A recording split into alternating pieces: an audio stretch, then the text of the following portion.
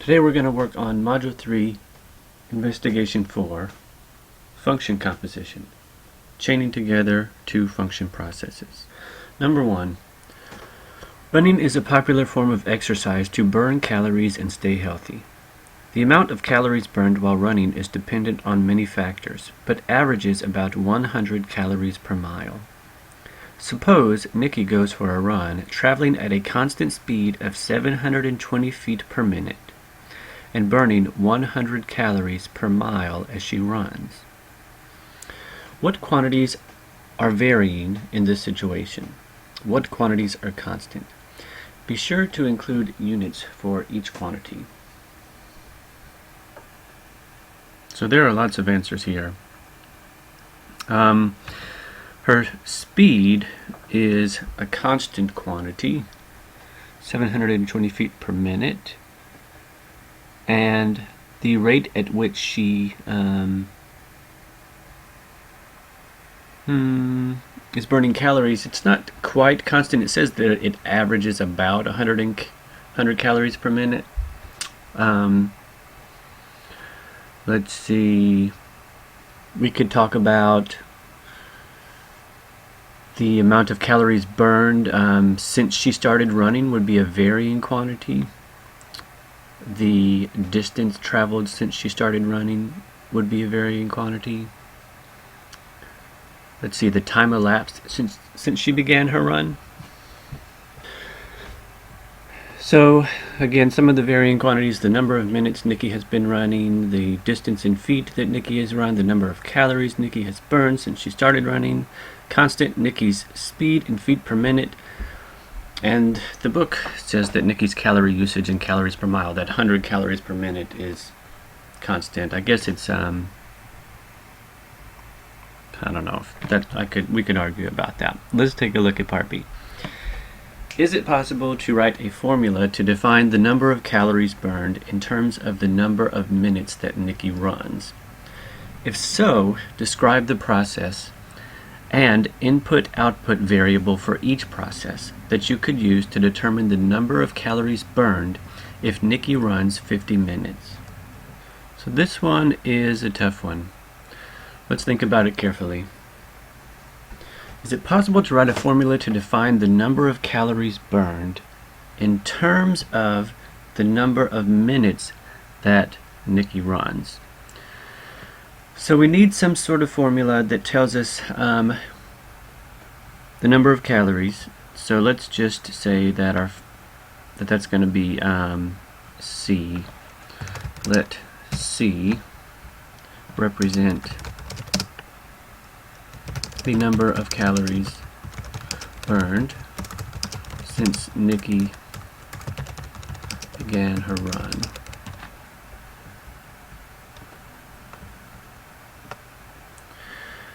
Now, we need C as a function of, or in terms of, the number of minutes that Nikki runs. Let's let T represent the number of minutes that Nikki runs. And what we're really looking for is some function C in terms of T equals, and then some sort of rule, meaning if we know how many minutes she's run, we can find out the number of calories burned. So is it possible to get such a function? I think the answer is yes. We know that she runs 720 feet per minute. Now if we knew how many minutes she ran, we could multiply that number by 720 to find out the total number of feet that she had run. Then we know that she burns 100 calories per mile.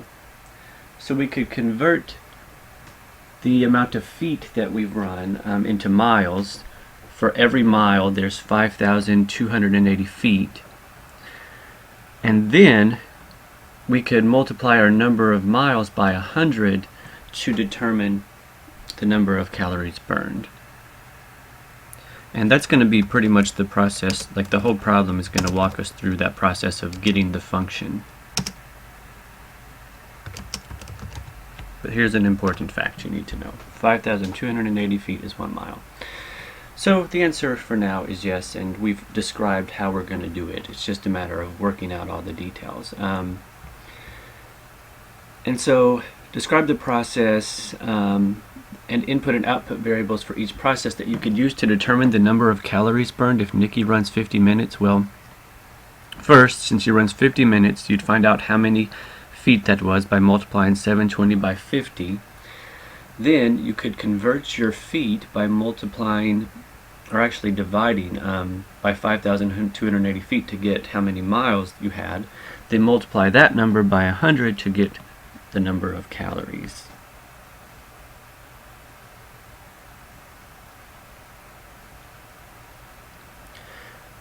More on that later. Part C. Describe how you think each of the following pairs of quantities are changing together or co-varying. 1. As the time spent running increases, how does the distance Nikki has traveled change?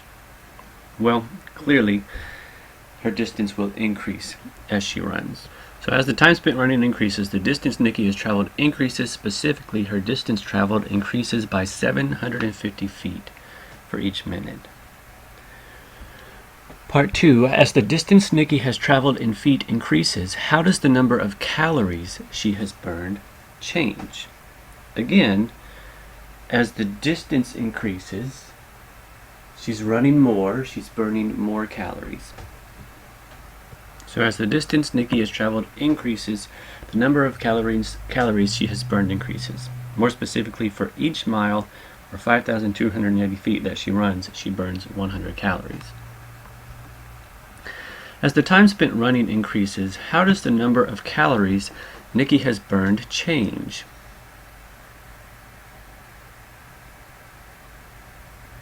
Well, the more that she runs, the more calories that she'll burn. Part C. Complete the following table of values for this situation. Remember, there are 5,280 feet in 1 mile. So we have, this column is the time Nikki has been running in minutes. Here we have the distance in feet Nikki has traveled. And then we have the distance in miles Nikki has traveled. So if we've been running 3 minutes, remember that she travels 720 feet per minute. So here, this distance in feet will be 3 times 720. So if she's traveled 2,160 feet, remember that there are 5,280 feet in 1 mile. You can think about this maybe in terms of your, let's see, physical science or chemistry or physics classes. This is basically a unit conversion. So if we have 2,160 feet, we know that 1 mile equals 5,280 feet.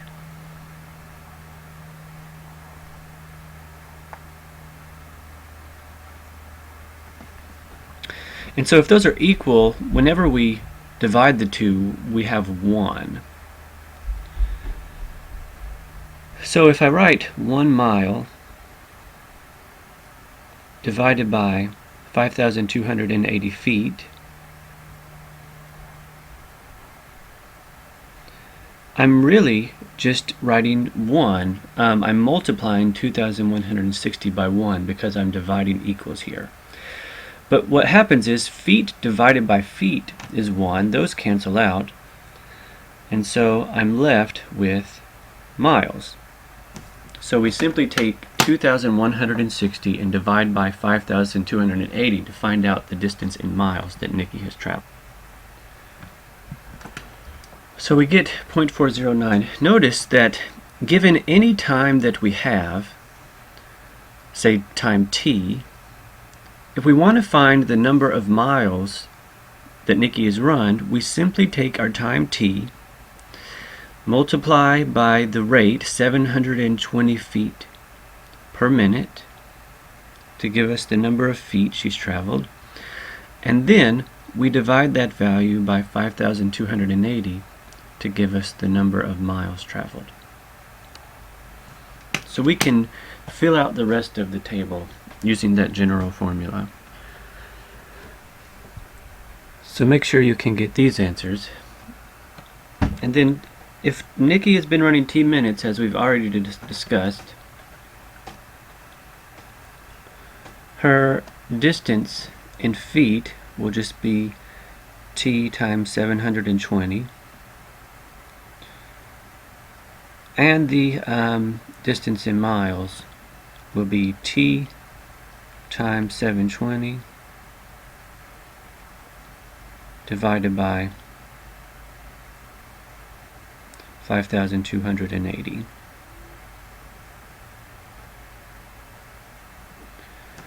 Part C. How many calories does Nikki burn if she runs 3 miles, 5.7 miles, and m miles? So we remember that she burns 100 calories per every mile. So if she's run after 3 oh, this is totally different, something totally new. So after 3 miles, we just multiply 3 miles times 100 to get the number of calories she's burned, which would be 300. So notice we always just take how many miles we have and multiply it by 100. So if we have m miles, then we can find the number of calories, m times 100.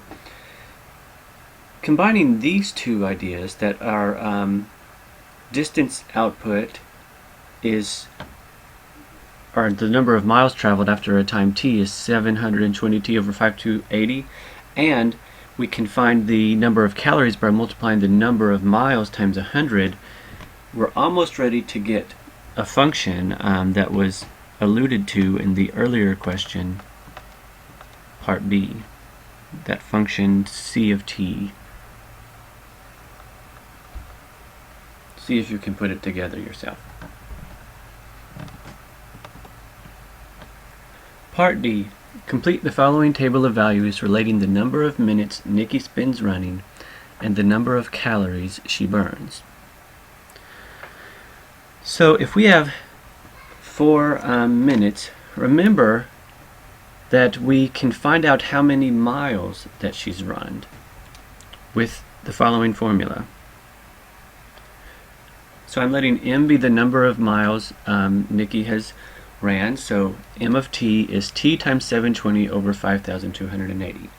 And also recall that the number of calories burned is just 100 times the number of miles that have been burned. So if we have 4 minutes, we just plug 4 into this function, get the number of miles, and then multiply the result here by 100. Make sure you can get that value. Here's the rest of the table. Part E. How many calories will Nikki burn if she spends t minutes running? So here's what we've been waiting for, our composition of functions.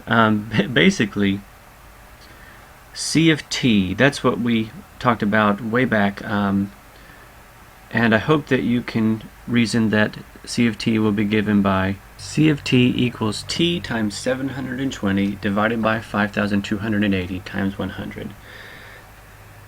That's the number of miles that she's run multiplied by that rate, 100 calories per mile.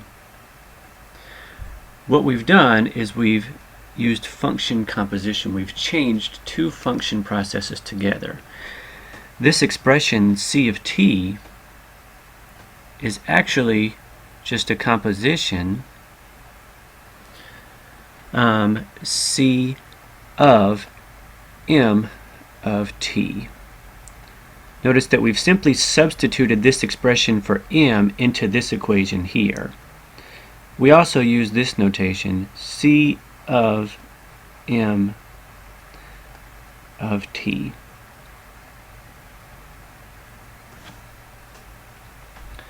That little circle down here just means composition of functions. We pronounce that c of m of t.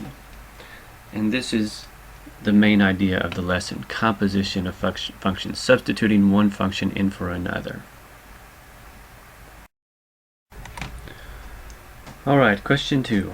A pebble is thrown into a lake, and the radius of the ripple travels outward at 0.7 meters per second. Your goal is to determine the area inside the ripple in terms of the number of seconds elapsed since the pebble hit the water. Before determining a function to represent this relationship, discuss the following questions in your group. Draw a picture of the situation and label the quantities. Imagine how the quantities are changing together. Discuss in your groups what processes need to be carried out to determine the area inside the ripple when the number of seconds since the pebble hit the water is known. So I'll try to draw some sort of picture here.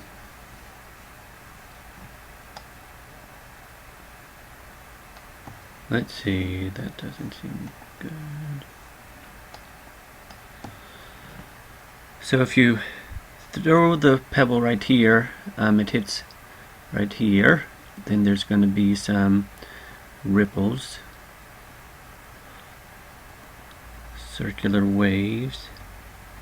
Let's see. And then the ripple travels outward at 0.7 meters per second. So maybe this is after 1 second, the ripple travels at 0.7 meters, and then after another second, we'll have another 0.7 meters. I believe this should be a circle.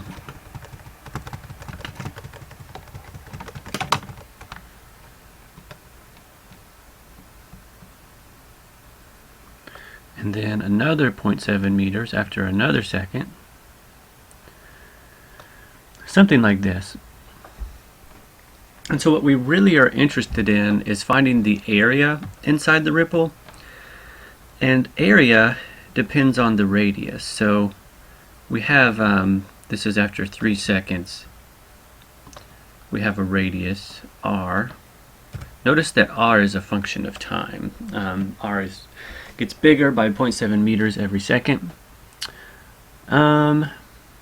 Yeah, and to me that's the main thing that's changing here. Also, the area is changing each second. First we have a small circle, a smaller area, then after another second it gets bigger, and so the area is increasing with time. So how will we determine the area inside the ripple when the number of seconds since the pebble hit the water is known? Well, first we'll figure out what the radius is, because we know that we're going to increase 0.7 meters every second. So if we know how many seconds, we can find the radius. Then we can use our equation area equals pi r squared, area of a circle, to find the area. Part B. What quantities are varying or changing in the situation, and how are they changing together? 1. As the time since the pebble hit the water increases, how does the radius change? Note that the radius increases as the time increases. Part 2. As the radius of the circular ripple increases, how does the area of the circular ripple change? We also note that the area increases. Part 3. As the time since the pebble hit the water increases, how does the area of the circular ripple change? Same thing, it'll increase. Part C. Define variables to represent the values that the relevant quantities can take on. What quantities did the original question ask you to relate? What quantities in the situation are known? So we're mainly interested in finding the area, and to find the area we need the radius, and to find the radius we need to know the time elapsed. So those are our 3 variables. So we will let t equal the time elapsed in seconds since the pebble hit the water, r equal the radius of the ripple in meters, and A is the circular area of the ripple since the pebble hit the water, and that will be in meters squared. Because remember, the area is just how many unit squares we can fit into an area. Part D. Define the following functions. F, that defines radius of the circular ripple, r, measured in meters, as a function of the time elapsed, t. So we just want to give the radius function the name f.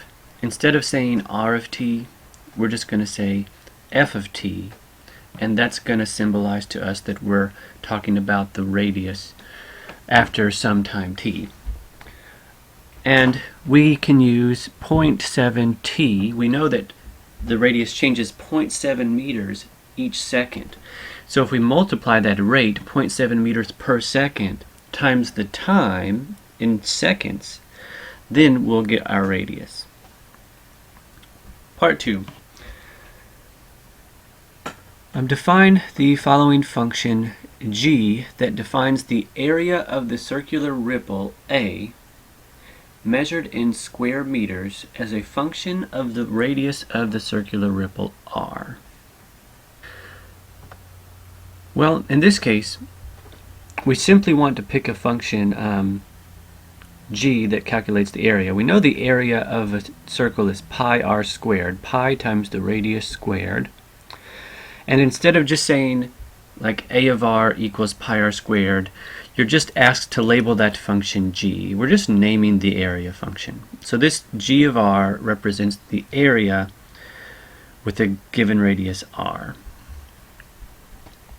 Next, we're supposed to graph f and g and use these graphs to determine the area of the circular ripple 4 seconds after the pebble hits the water. So remember that f was 0.7 t.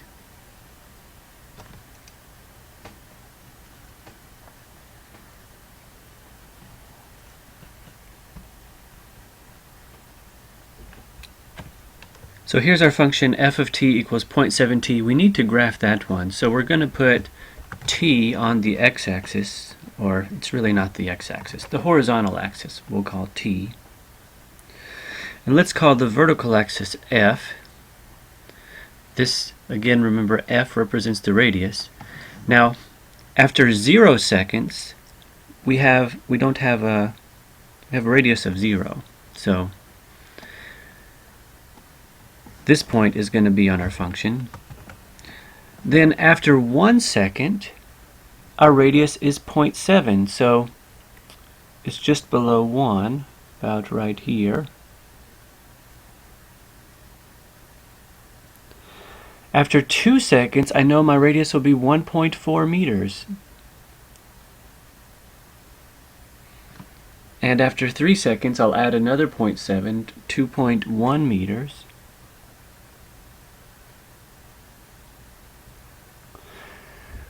And so you may have noticed that this is a linear function.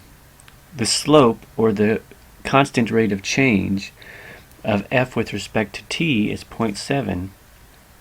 We can simply draw a line to connect these points.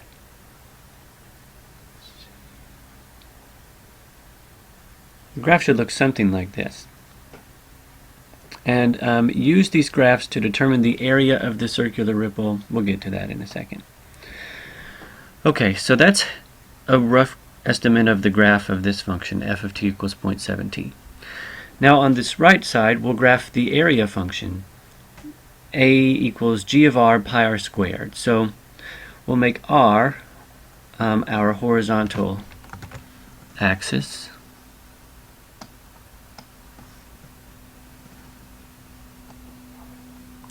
And the vertical axis will be our function output g.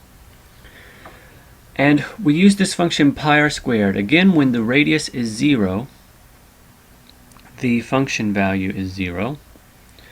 When the radius is 1, pi times 1 squared, that's just pi. And pi is about 3.14, so about right here we have our next value of our function. When r is equal to 2, pi times 2 squared, that's pi times 4. If you take a look on your calculator, pi times 2 squared, or pi times 4, that's 12.56, about 12.6. So when the radius is 2, we need our output to be 12.6. 1, 2, 3, 4, 5, 6, 7, 8, 9, 10, 11, 12. somewhere about right here. Now things get kind of out of hand when we look at pi times 3 squared. The value is 28, which is way off the graph. So we're going to need to change our scale here just a little bit. Let's decide that each of these increments will go up by, let's say 10. So this will be 10, an output of 10. This will be an output of 20. This an output of 30, etc. So again, 0, 0 is 1 point. The next one is pretty low. It was pi, somewhere down here. And then we had 12.56. This scale's still not very good. Let's make it 10. So this will be 10. This will be 20, etc. So 1, we're about 3. 2, we're up to 12. 3, we're up to 28.27. Let's see, and then pi times 4 squared is pi times 16. That's 50.2. So let's see, 10, 20, 30, 40, 50, somewhere right here. And then when the radius is 5, that's pi times 5 squared, 78. 10, 20, 30, 40, 50, 60, 78, about right here. Pi times 6 squared, 113, so we know that this is 80, and then 90, 100, about 113 here. So now I hope that you can see we have a quadratic looking function.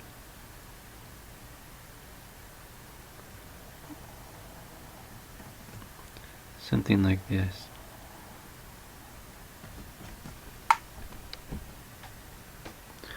Now we can use our graphs to find the area of the circular ripple 4 seconds after the pebble hit the water.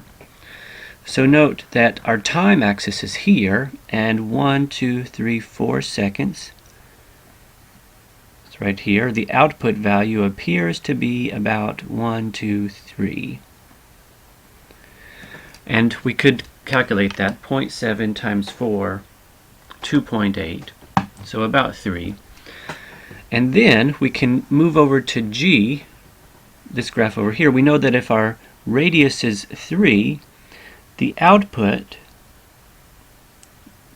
right here, that was 28 point something or other. So about 28.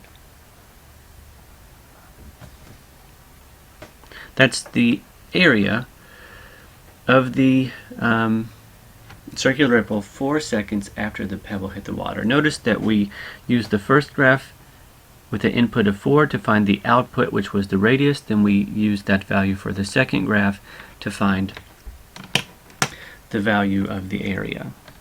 Note if we wanted to get really exact, we could say if the time is 4, 0.7 times 4 gives us a radius of 2.8, and pi times 2.8 squared is 24.6. So the actual value is 24.06. But our graphs were rough, so we didn't get quite exactly that value, but anything around there is fine. So now we'll use the functions defined in part D to define a function h that defines the area of the circular ripple A measured in square meters as a function of the time elapsed, t measured in seconds.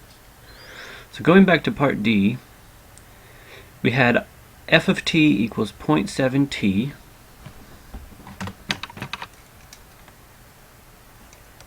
and we had g of r equals pi r squared. So we need to put our two functions together. H needs to define area of the circular ripple A as a function of the time elapsed. So we need our area to be defined in terms of a function h that tells us that's a function of t. Or not a function of, yeah, a function of t. That's what we really need. So notice that we have a function of t here, f. We plug in our t, and then we get the radius. And then we need to plug in the output of this function into g to get our area. So h of t is essentially a composition of functions. If we take f of t and get the radius, that output is now the input of the function g, which gives us h of t. And note that this is simply pi times, instead of the radius squared, well, we have a function for the radius here, f of t, which is 0.7 t. So we square that. If you want to simplify this one, you keep your pi, and then 0.7 t squared is 0.7 t times 0.7 t. So you multiply 0.7 times 0.7, and that's 0.49, and then t times t is t squared. So this is pi times 0.49 times t squared. Typically you'll see that written with the 0.49 first. 0.49, then the pi, then t squared. So this first term is our constant 0.49 pi multiplied by that variable t squared. Part G says, compute the value of h of 4. How does this answer relate to the answer you obtained in part F? So h of 4 is simply 0.49 pi times 4 squared.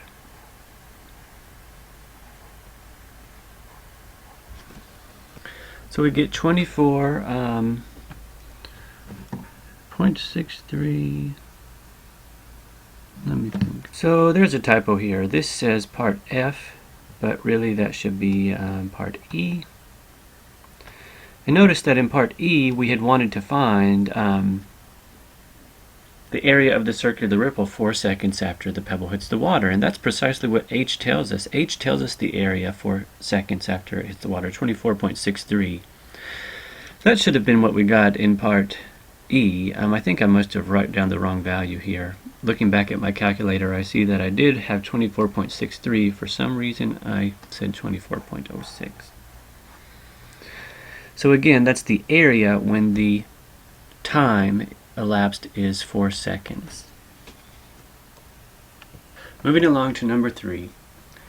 Justin is interning at an architecture firm and was asked to organize some data that relates the maximum span, the largest distance between two columns, the required depth of the beam in inches, and the cost of the beam in dollars per foot. The following tables show values for two functions f and g. Function g takes as its input the maximum span in feet and outputs the required depth of the beam in inches. Function f takes as its input the required depth of the beam in and outputs the cost of the beam in dollars per foot. Part A. Does the expression f of g of 25 have a real-world meaning in this context? If so, estimate its value, then explain what the value represents. Notice that 25 is the input into our function g. And our function g has for inputs the maximum span in feet. So it's this particular input here, 25. And then we're going to get an output, the depth, if we use function g, of 12 inches. Now we're taking our output g of 25, and now it becomes the new input for function f. So now we can go look at function f, and then we have the required depth of the beam in inches. Notice the length here in each column. The output of function g is the input of function f. And then we find that the cost of the beam is 49.96. So does this expression have a real-world meaning? Yes, it tells us the cost of the beam in dollars per foot when the maximum span is 25 feet. So here's what I just mentioned in words. F of g of 25 is f of 12, which is 49.96. Make sure you see that connection in the tables. That means when the maximum span is 25 feet, the cost of the beam will be $49.96 per foot. Part B, does the expression g of f of 6 have a real-world meaning in this context? If so, estimate its value, then explain what the value represents. If not, explain your reason. Let's take a second to look at the tables and think about what this would mean. 6 would be the input into the function f, so that would mean that the required depth of the beam is 6 inches. Then the cost of the beam in dollars per foot would be 14.27. Now that 14.27, that's what f of 6 is. Can we plug that into g? Does that mean anything to have $14.27 as an input for g? No, because g inputs the maximum span, so we can't input a depth, get a dollar amount, and plug that dollar amount into function g, because function g only has maximum span values for the input. So the output f of 6 is the cost of a beam in dollars per foot. Now that we can't input that into function g because the input for function g is the maximum span. Consider the equation f of g of x equals 2250. Explain how you can use the information above to solve this equation for x, and then explain what the solution represents. So we take x, we make it the input for g, and then that output we make as the input for f, and the result is 2250. You can see 2250 right here in our table. That's the cost of the beam in dollars per foot when the depth is 8 inches. So 8 inches must have been the output for g of x. So we can go back here, the output of function g, and we see that the input, the x value, would be a maximum span of 16.5 feet. So x is 16.5 feet. This solution represents the maximum span that will result in a price of $22.50 per foot. Okay, number 4. Use the table of values provided to answer the following questions. This looks a lot more mathy than what we've been doing lately. So let's take a look. G of f of negative 1. G of f of negative 1. So negative 1 is the input into f. So if we input negative 1, then the output for f is 3. So this is equal to g of 3.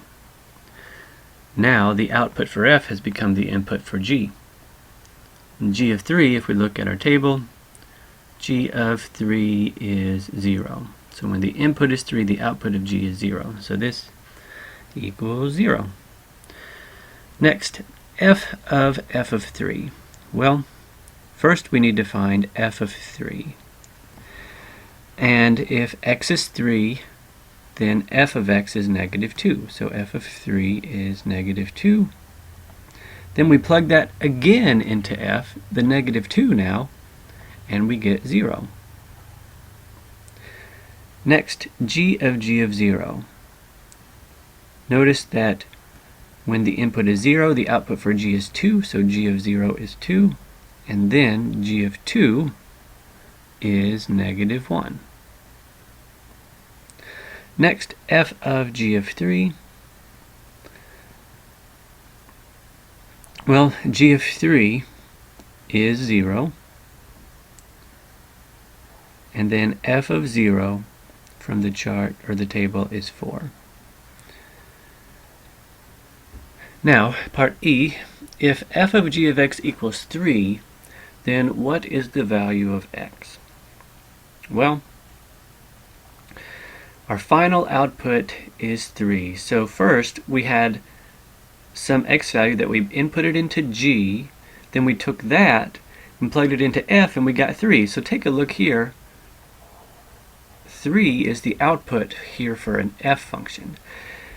Now, if we trace that backwards, the input would be -1. So we know that f of -1 equals 3. That means that whatever x is, g of x had to be -1.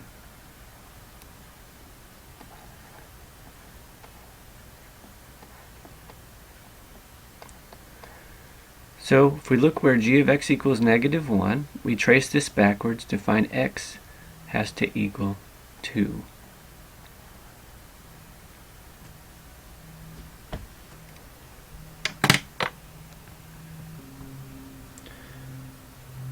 Number 5.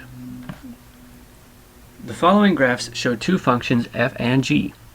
Function g takes as its input a temperature in degrees Fahrenheit and outputs the expected attendance at a neighborhood carnival. Function f takes as its input a number of people attending the carnival and outputs the total expected revenue earned by the carnival. So we see function f on the right. Input is expected attendance. The output is expected revenue in dollars. Then function g on the left, where the input is the temperature in degree Fahrenheit and the output is the expected attendance. Notice expected attendance is linking these two functions together.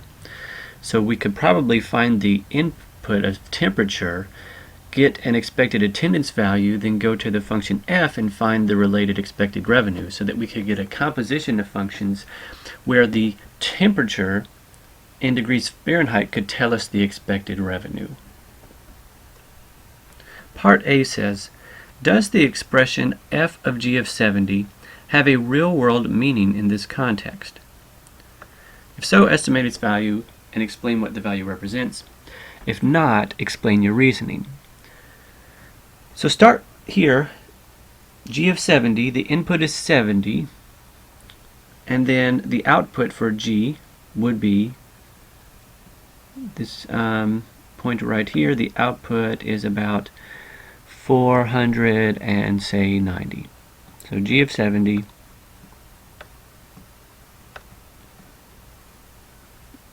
equals 490. Now notice that 490 is an expected attendance value. So then it's perfectly legitimate to plug in the 490 here for expected attendance to get an expected revenue, which we can do as follows. F of g of 70 equals f of 490, and here's 500. 490 is a little bit lower than that, and our output value looks to be somewhere pretty close to 1200. I don't know, maybe 1250. Just want to estimate. So notice that this has meaning because we input 70, a temperature, into the g function that outputs expected attendance, and then we can input that into the f function to get an expected revenue.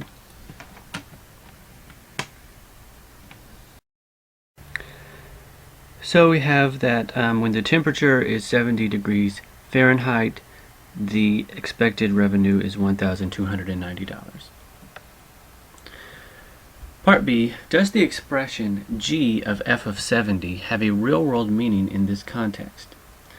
If so, estimate its value and explain what the value represents.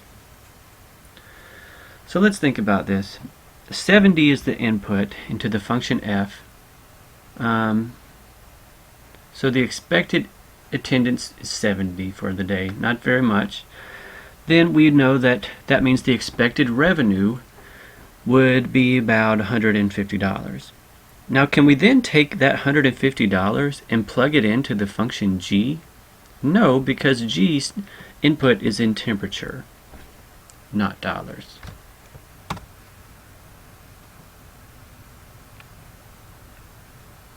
Part C. Let's define a new function k that is the composition of f and g. That is, k of x equals f of g of x. Notice that this is a good function because it takes the input and temperature, gives us an output and expected attendance, and then that can now be the input for the function f. Explain what the equation 1800 equals f of g of x represents. Then explain how you can find the value of x that satisfies the equation. So that 1800, so first we take an input from input x into g, take a temperature, get an expected attendance, then we use that expected attendance value to find the expected revenue. So 1800 represents the expected revenue. $1,800 is the expected revenue when the temperature is x degrees. So $1,800 is the expected revenue when the temperature is x degrees. So now how do we find that value of x? We just trace it backwards. If we look on our graph here, we have 1800.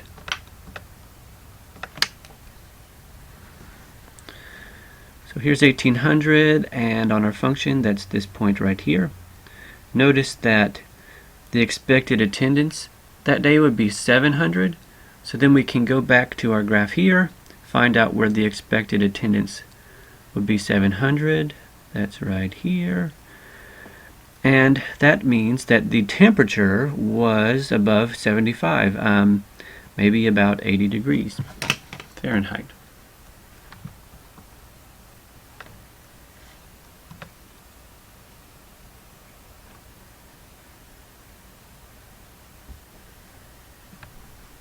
So the rest of this lesson is pretty mathy. Not that the other stuff wasn't math. It's really getting you guys to think more about what function composition means. So, number 6, use the graph provided to approximate answers to the following questions.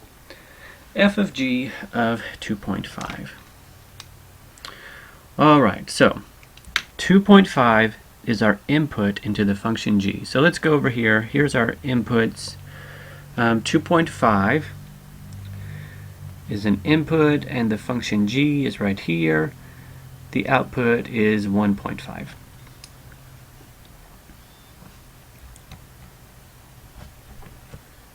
So we can write that f of g of 2.5 is the same as f of 1.5.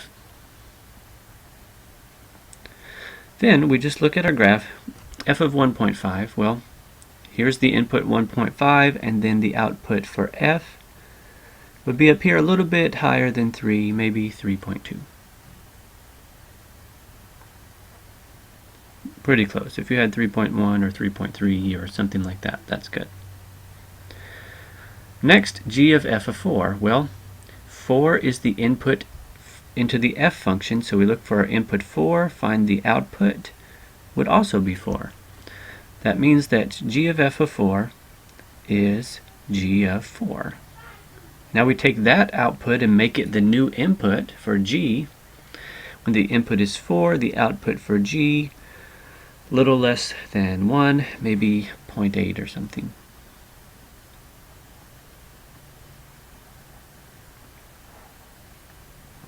Next, part C, g of 3.5. So if our input is 3.5, looking at the graph, g of 3.5 is 1. So now we make that output the new input. We just have to find g of 1, which appears to be about 2.6. Notice I found that 2.6 because it's the y value here. Part D, determine the values of x such that f of g of x equals 2.5. Now we need to work backwards. If our final output is 2.5, and that came from the function f, when the output is 2.5, function f looks like the input was about 1.2. So we know that f of 1.2 equals 2.5. Now we just have to work backwards to figure out, well, what was the x value such that g of x turned out to be 1.2? So if our output is 1.2, then for g, the input would have to be about 3.4.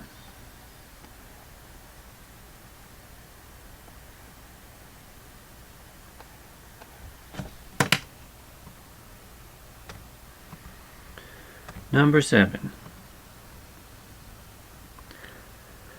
Use the following functions to answer the questions below. F of x equals square root of x plus 3, g of x equals 2x plus 9, h of x equals x over 4. Evaluate f of g of 2. Well, there's lots of ways to do this. One, you could first find g of 2. G of 2 is 2x plus 9, but, I'm sorry, if you plug in a 2 for x, so 2 is our input, it's 2 times 2 plus 9, which is 4 plus 9, which is 13. Then, that means that all we really want here is f of 13. We take that output for g and make it the input for f. That's composition of functions. And then f of 13, well, f of x is square root of x plus 3, so f of 13 will be square root of 13 plus 3, or square root of 26. Now, h of f of 61. Well, f of 61 is the square root of 61 plus 3, which is the square root of 64, which is 8. And we want h of f of 61, so we just want now h of 8, since f of 61 is 8. And h of 8 is 8 over 4, which is 2. Function m is defined as m of x equals g of h of x. Write the rule for m.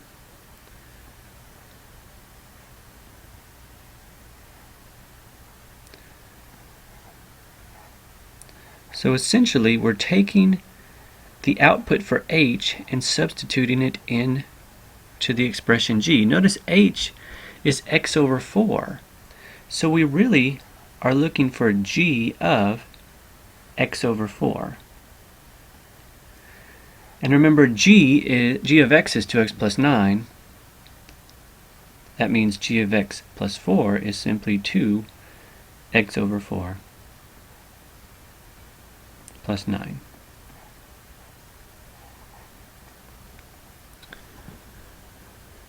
Now we could simplify that if we wanted to. Notice 2/4 is the same as 1/2, so we could say 1/2 x, or x over 2 plus 9. Function p is defined as p of x equals g of f of x. Write out the rule for p. P of x is g of f of x, a composition of functions here. And so f of x is square root of x plus 3. We're just taking that output and making it the input for g. That gives us 2 square root of x plus 3 plus 9.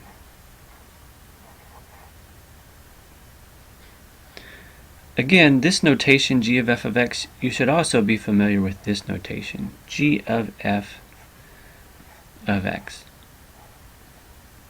It just means g of f of x. But it's the notation for composition of functions. And there's been some talk lately of creating a final exam where that function notation will be on the final exam. Thanks.